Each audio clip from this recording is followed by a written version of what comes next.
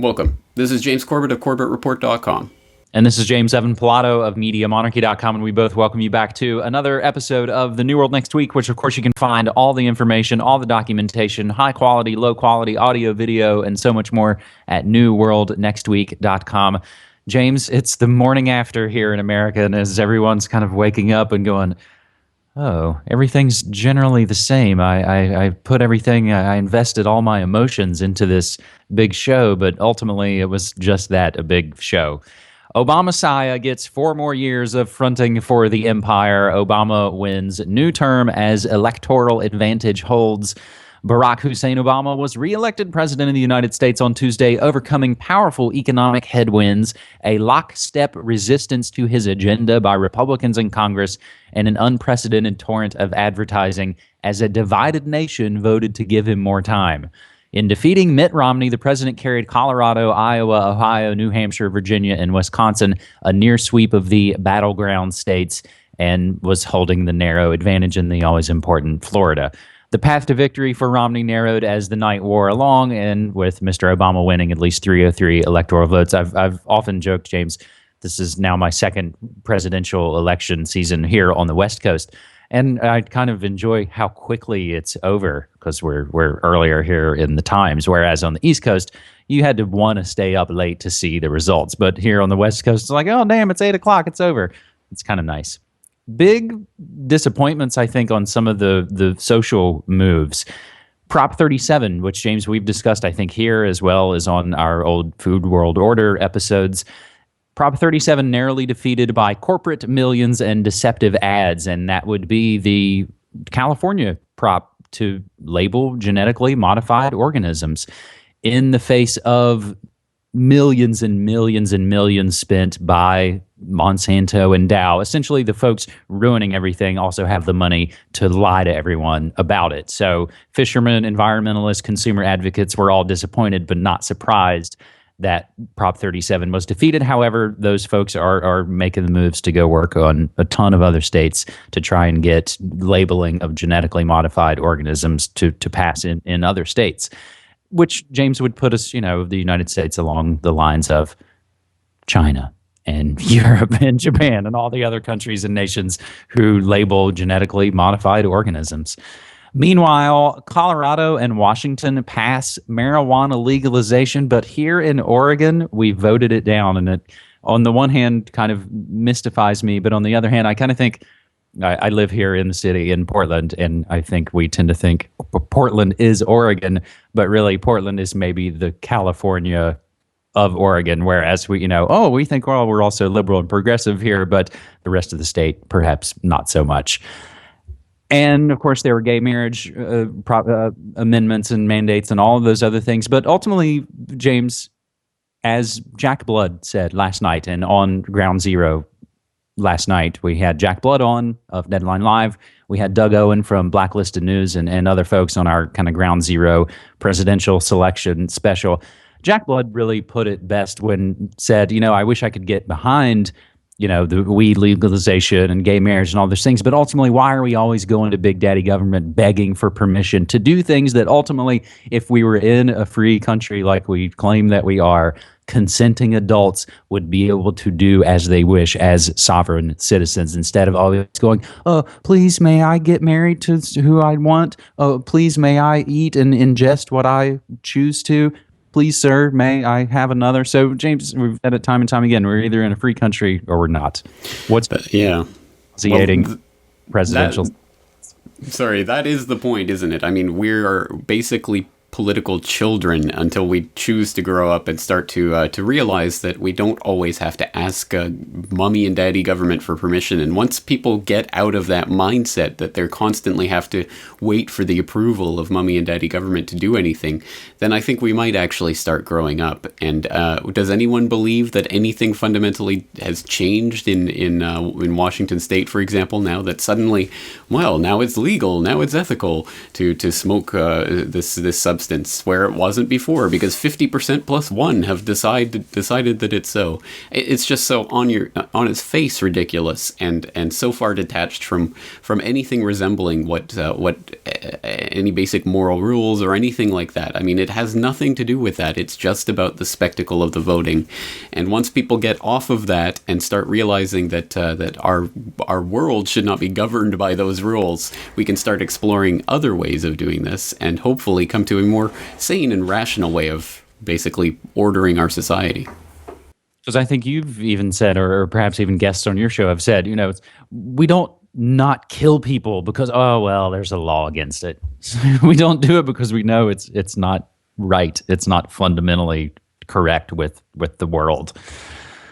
James, our second story gets to what really goes on behind the scenes. And again, it's like if you had a bender, like as if last night was, say, a long bender at the bar. You wake up the next morning and go, damn, how much money did I spend?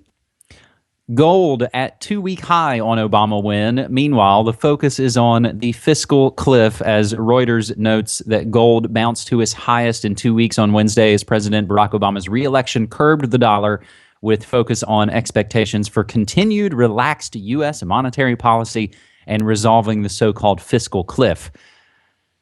Meanwhile, James, from CNS News, getting into this fiscal cliff, Treasury quietly warns, expect debt limit to be reached near the end of 2012, and we are nearing the end of 2012. The U.S. Treasury quietly warned at the end of a statement issued last Wednesday that it expects the federal government to hit its legal debt limit before the end of the year, which means before the new Congress is even seated, and that extraordinary measures will be needed before then to keep the government fully funded into the early part of 2013.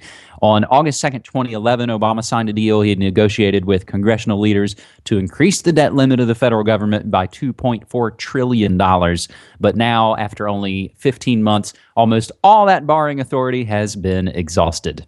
Although Treasury revealed in its statement on Wednesday, that's today, November 7th here in the States, that it was likely to hit the debt limit by the end of the year, Treasury Secretary Geithner failed to respond to a letter that Senate Finance Ranking Member Orrin Hatch and Senate Budget Ranking Member Jeff Sessions sent to him on October 15th, demanding that he notify them by November 1st as to what he believes will be the exact date the Treasury will hit the debt limit and the date he expects to begin using extraordinary measures to avoid it. Now, James, actually, I think I misspoke. The Wednesday they're referring to is the previous Wednesday, Halloween. So, James, fiscal cliff? Yeah, absolutely crazy. Well, it's interesting how the markets don't lie and how they'll reveal the underlying truths behind all of the crap and rhetoric that we've heard over the past, several months now in this election campaign. And yes, the dollar took a tumble. Gold is rising. Basically, this is in response to the fact that Obama being locked in for another 4 years basically means Bernanke is going to get another green light when he comes up for reappointment next year.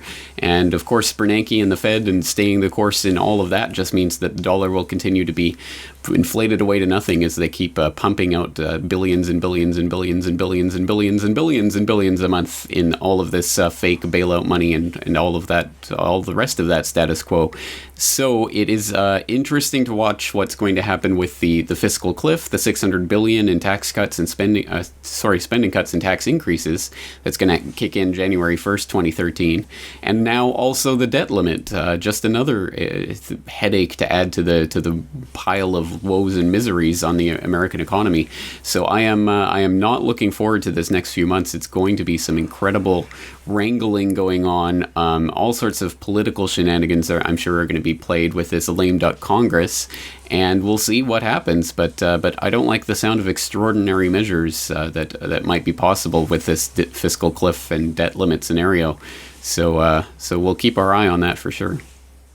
Yeah, extraordinary measures. That could mean essentially anything. So, James, one question is that when they say the continued relaxed U.S. monetary policy, that essentially means letting the private run-for-profit Federal Reserve do whatever it wants, right? Exactly, like the $40 billion a month in mortgage-backed securities it's currently buying, and the Operation Twist, and all of the other different plans and schemes they have for basically creating money out of nothing every month. And that's the thing that drove me insane watching the election campaign season, is looking at these two front men acting like they're not the ones who, if not themselves personally, but in the parties they front for and in essentially who really pays their bills, who backs them, as if they're not the ones responsible for the destruction of the U.S. economy, for shipping jobs overseas, for not letting us, innovate and do amazing new things, as if they're not part of the problem. The whole thing is a big charade to try and trick people, and it's all about the cult of personalities there. Yeah, it's just about finding the alpha male that we can get behind and fling poo at the other people. So that's basically what electoral politics is. And to really who's going to be a better salesman of the New World Order agenda. And as of now, it's still Obama is the better salesman of this New World Order agenda, whereas most people think someone like Romney, he's a little too slick. I think he's a little too much one of those rich guys, and I don't like that. But Obama, he really sells me on it. So, James, our third and final story transitions quite well in just talking about this, spectacle. China's power transfer, this once-in-a-decade event, infighting and spectacle, coming soon. China's ruling Communist Party opens a Congress Thursday, that's tomorrow, to usher in a new group of younger leaders faced with the challenging tasks of righting a flagging economy and meeting public calls for a better government. You could just replace some of the nouns in there and it would be America. The week-long Congress is the start of a carefully choreographed but still fraught power transfer in which President Hu Jintao and most of the senior leadership will begin to relinquish office. Vice President Xi Jinping, the anointed heir for the past 5 years, came a step closer to power Wednesday, being named the Congress's Secretary General at a preparatory meeting.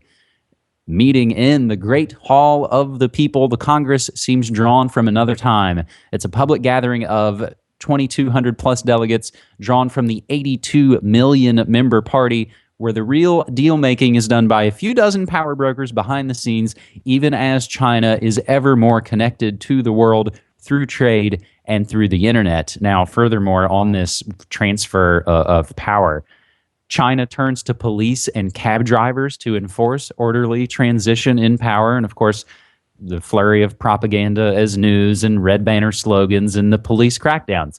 That's how it goes. It's again, it's a little more ham-fisted and ugly in China, but as if we didn't just have slogans and propaganda as news and yes, police crackdowns. That's what happens if you're a third-party candidate and want to get into the fixed debates in America. You'll get arrested and you'll get thrown out.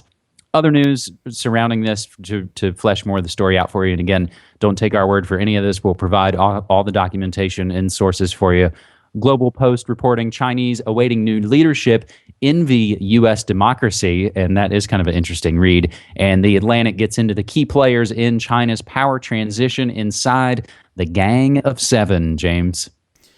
Well, that's right. For people who don't know about these Chinese elections and how they work, it's actually quite a fascinating system. So I hope people will go and check that out. I just did a radio program talking about this Chinese leadership transition, what's involved with it, Corbett Report Radio number 253. So you can check that out for more of the details. But it is a bizarre process, and it struck me just how much like the American selection process or the Canadian selection process, or fill in your Western democracy selection process. It is really just a mirror image of all of that, with the basically one party. Well, the Republicrats are basically one party, and it's basically decided on beforehand in closed door sessions. So no real change there. That's pretty much how Bilderberg or whoever selects who will be the acceptable candidates for the next round of selections. It's actually quite a parallel system. The only difference is that the Chinese people know that their vote has absolutely no significance whatsoever, whereas unfortunately a lot of the people there in the United States still believe that they're somehow voting on something of significance when they choose between Coke and Pepsi.